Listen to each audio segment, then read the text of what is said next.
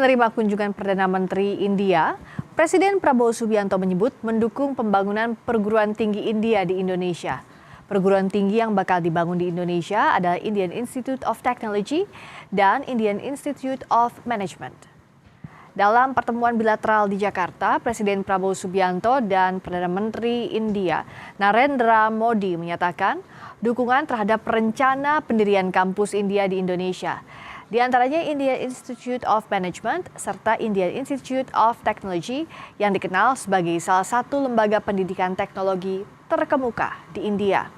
Kerjasama ini diharapkan dapat memperluas akses pendidikan berkualitas, meningkatkan kapasitas sumber daya manusia, serta mendorong kolaborasi di bidang riset, inovasi, dan teknologi.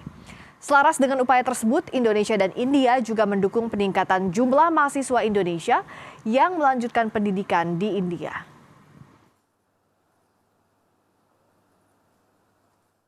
Sekaligus kita bertekad untuk meningkatkan kerjasama di bidang pendidikan, riset dan teknologi, kebudayaan dan people-to-people contact. Di bidang pendidikan, baik Perdana Menteri Modi dan saya mendukung